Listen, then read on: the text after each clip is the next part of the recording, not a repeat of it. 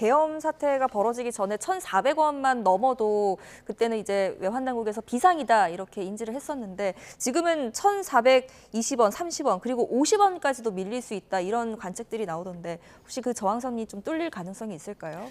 사실은 환율이란 것은 특정 통화에 대한 수요랑 굉장히 관련이 깊은 것이고요.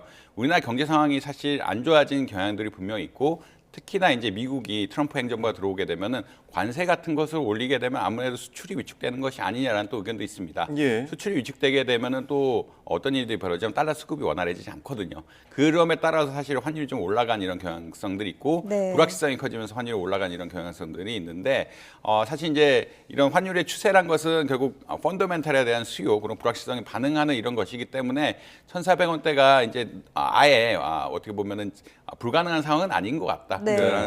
그렇게 많이들 평가를 하는 것 같고 내려가도 1,300원대 초반 그때 이제 미국이 금리를 인하하기 빅스텝을 그 빅컷을 단행한 그런 시점에 금리 인하한 시점을 보자라고 하면은 그때 정도가 거의 뭐 밑에 하방이 아닐까라고 또 추측하시는 분도 맞는 것 같습니다. 네. 예전에 뭐 1,100원, 뭐 1,200원 이런 이야기도 많이 나왔는데 1,300원을 하방으로 보고 1,450원 정도까지 뭐 단기적으로는 그 정도로 움직이지 않을까라고 예측하는 분들이 많아졌다. 그것은 아까 말한 불확실성에 대한 이유도 있고요. 아무래도 미국의 통상 정책, 그리고 환율 정책 이런 것들의 변화에 따라서 우리나라가 받는 영향, 그리고 수출 부진에 따른 수출 부진이 기대되는 이런 것에 따른 수급의 영향들이 분명히 반영되고 있다라고 보시면 될 것 같고 결국 예. 이 수준이란 것은 아까 말씀드린 수요와 공급에 따라서 결국 결정될 수밖에 없기 때문에 이런 펀더멘탈한 요인이 조금 많이 바뀐 것 같다라고 이야기 드릴 수 있을 것 같습니다. 네.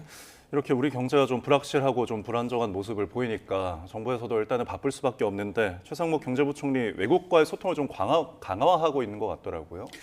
사실 이제 2017년 탄핵이 저희가 한번 있었는데 네. 그때도 기재부에서는 IR 행사라고 해서 우리나라의 건전성에 문제가 없다라고 굉장히 많이 관리를 했습니다. 계속 컨퍼런스 콜을 하고 외국인 투자자들을 상담을 하고 사실은 기업들에서 이런 거 요청을 하거든요. 기업들에 대해서 정부가 이런 시스템의 안정성에 대해서 밝혀라. 그것들을 예. 외국인 투자, 흔히 말하는 대형 외국인 투자자들한테 밝히면서 이것들을 안정화시키라는 요구를 계속하고 있기 때문에 기재부는 이런 역할을 할 수밖에 없는 이런 상황이라고 보시면 될 것 같고요.